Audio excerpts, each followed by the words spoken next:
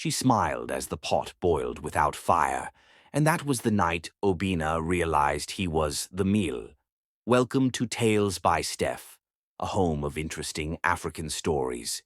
In the quiet village of Umuozala lived a young couple, Obina and his wife Nena. At first, their home was filled with laughter.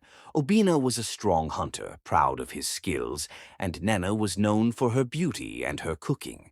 People said she was the kind of woman every man wished for, respectful, cheerful, and hard-working. But soon things began to change. It started with her cooking. Nena's food tasted different.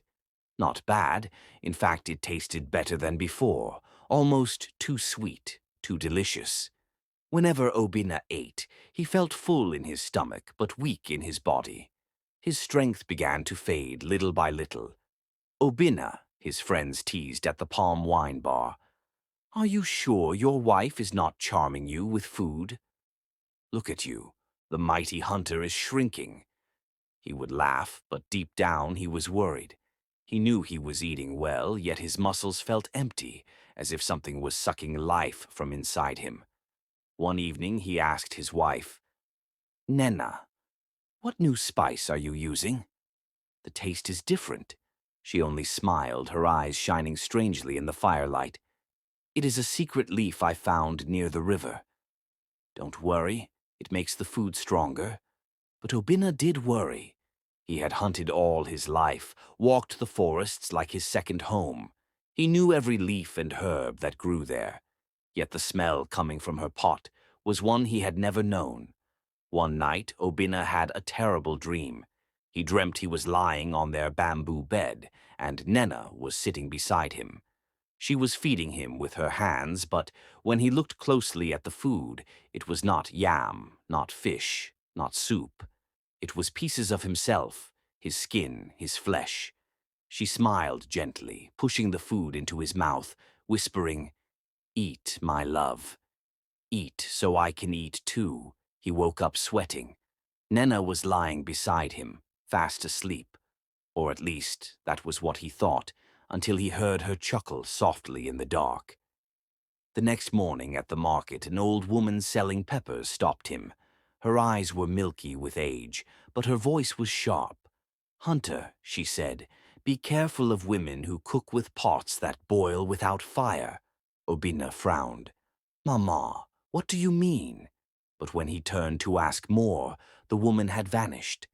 That evening he watched his wife carefully. The firewood under the pot was almost finished, yet the soup was still boiling hard, bubbles rising as if spirits were stirring it from inside. Nena, he said slowly, the fire is almost out. She looked up at him, her smile wide. Do you think ordinary fire cooks for us? No, it is our ancestors helping me. His heart grew cold. Soon the neighbors began to talk. Children would gather by the fence, sniffing the air whenever Nena cooked. The smell was too strong, too sweet, too tempting. Dogs whined and scratched at the gate. Even the elders shook their heads, saying, That woman's soup smells like a shrine, not a kitchen. But Nena didn't care. She cooked every night, and every night Obina ate. He couldn't stop himself. The food drew him like a drumbeat. Even when he wanted to refuse, his hand would lift the spoon, his mouth would open, and he would swallow. And every morning, he woke weaker. One midnight, Obina woke up thirsty. As he stepped out to drink water, he saw something that froze his blood. In the compound, tall shadows were moving around the kitchen hut. They were thin, with long arms and crooked heads. They were not people. They were not animals. They were waiting, circling. From inside the kitchen came his wife's humming voice. The pot was bubbling again, but this time Obina saw eyes in the steam, eyes that blinked, eyes that looked at him with sorrow, as if begging for help. The shadows whispered in unison, words he couldn't understand. His legs shook. He wanted to shout, but no sound came. Suddenly, the kitchen door creaked open. Nena stepped out, holding the pot in her hands. Her eyes glowed faintly in the darkness. Obina, she said calmly, Why are you awake?" The shadows vanished. The compound went silent. Even the rain stopped. She smiled at him, a smile that both warmed and terrified him. By morning, Obina told himself he must be imagining things. Perhaps it was the stress of hunting, perhaps bad dreams. He loved his wife, and he didn't want to believe anything evil about her. But as he looked at her across the breakfast table, watching her hands tremble as she stirred the soup, watching her lips move as if speaking to unseen people, fear began to build in his heart. "Who do you talk to at night?" he asked. She looked at him, eyes cold and sharp. "To the ones who gave me the recipe." "Which ones?" Her lips curved. "The ones who have always been here." Watching, waiting, hungry. That day, Obina walked to the shrine of priest Nwakama. He told him everything, the dreams, the pot, the shadows. The priest listened in silence, then shook his head. "You are living with a woman touched by the hunger of the spirits," he said. "Such women exist. They are chosen to feed on the men they marry. They do not eat yam, they do not eat fish. They eat the soul of their husbands. If you stay, she will finish you." Obina's chest tightened. "But I love her." The priest placed a hand on his shoulder. "Love cannot save you from a curse." That night, as Obina lay beside his wife, he could not sleep. He watched her body rise and fall with each breath. He remembered their first days together, the laughter, the warmth. Tears stung his eyes. But then he saw it, a faint glow rising from her mouth as she slept. It drifted toward him, wrapping around his chest like invisible fingers. His breath caught. His body stiffened. Nena's lips parted, and she whispered in her sleep, "Eat so I can eat. Eat, my love, until nothing is left." Obina realized then, the old priest was right. His wife was no longer fully human. She was preparing him for a feast. After that night, Obina could no longer sleep peacefully. Every time he closed his eyes, he heard voices. They came from the pot, from the walls, from the ground beneath their bed. Sometimes the whispers called his name softly, like a lover. "Obina, Obina." Other times they laughed, a cruel laugh that made his heart beat fast. He would wake up sweating, only to find Nena sitting by the fire, her eyes glowing faintly, humming songs he had never heard before. The next morning, Obina returned to priest Nwakama. "Father," he said, "I cannot bear it. My wife is no longer the woman I married. She is changing. What do I do?" The priest shook his head sadly. "You cannot fight her with your hands. She is joined to spirits. If you want to live, you must run. Leave her before the full moon, or she will eat you alive." Obina's throat went dry. "But if I leave, what will happen to her?" The priest's eyes grew dark. "If you leave, the spirits will eat her instead. But if you stay, they will eat you through her. You must choose." By this time, the whole village was whispering. "Obina is dying," some said. "Nena is blooming," others replied. "Have you seen her skin? She shines at night like a lamp." The women in the market avoided her. Everyone knew something was wrong, but no one dared to speak it out loud. One evening, Mama Agbasi, the oldest woman in the village, stopped Obina at the stream. "My son," she said, "your wife carries the hunger that never ends." I saw it in her eyes. "You must be careful. She will finish you." Obina tried to smile, but his lips trembled. "Mama, she is my wife." The old woman shook her head. "Not anymore. She belongs to something else." That night, the air in their compound felt heavy. Obina could not breathe well. He sat outside, staring at the moon. It was almost full, round and bright like an eye watching him.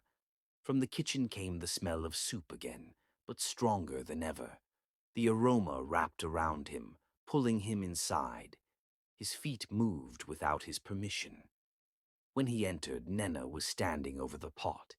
She was not using firewood. The pot was boiling on its own.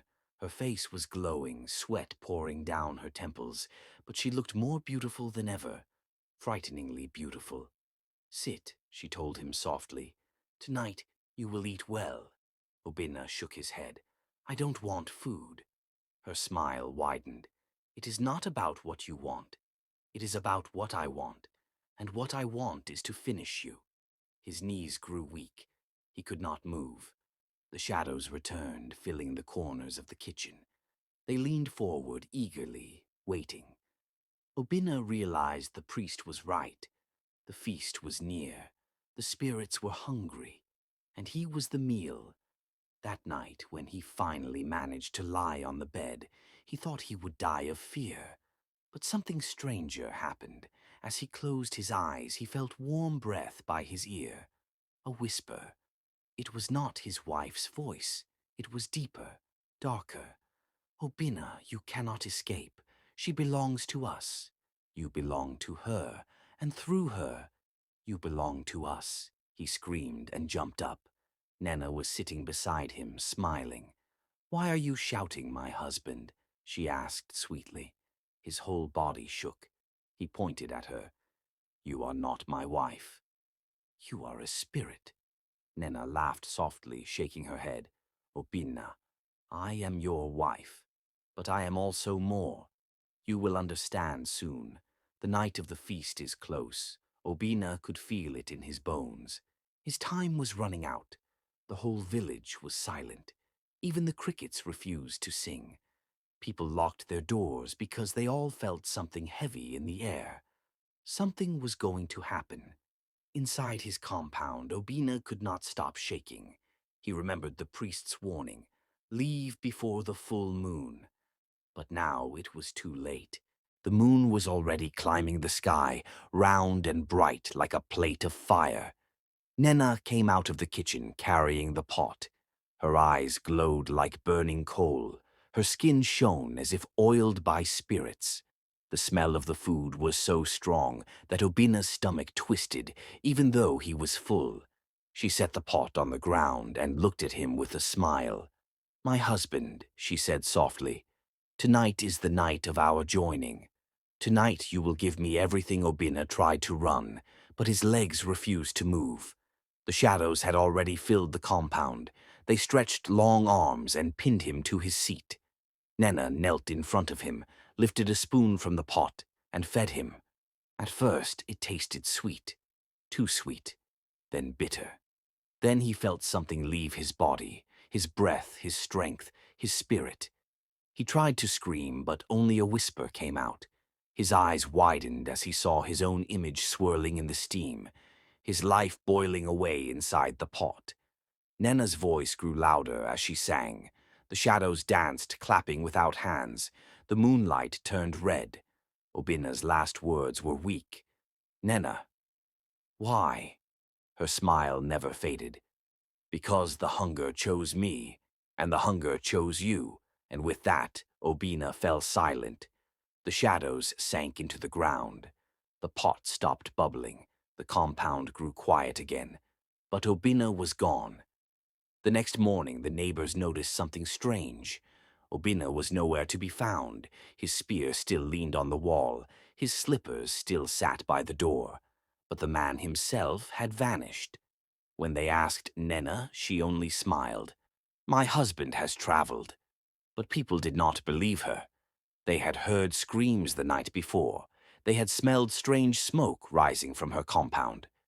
By evening, the elders gathered at her house. Priest Nwakama came with chalk on his forehead and a staff in his hand. "Where is Obina?" he demanded. Nena looked at them calmly, her eyes cold. "Obina is part of me now. He will never leave me." The villagers gasped. Some wanted to stone her immediately, but the priest raised his hand. "Do not touch her," he warned. "She is no longer human. She belongs to the spirits." From that day, Nena was feared. Children crossed the road when they saw her. Women whispered that her beauty was a trap. Men avoided her eyes, afraid she would cook their names into her pot. Some say she was later banished into the forest. Others say she walked into the river one night and never returned. But her story lived on. Mothers warned their sons, do not marry beauty without character. Do not ignore the warnings of your dreams, and beware of women whose pots boil without fire. And in Umuozala, when the moon is full and the wind carries strange scents, people still whisper, remember Nena, the woman who ate her husband alive. Thanks for watching. Please subscribe, like, and comment for more unique stories.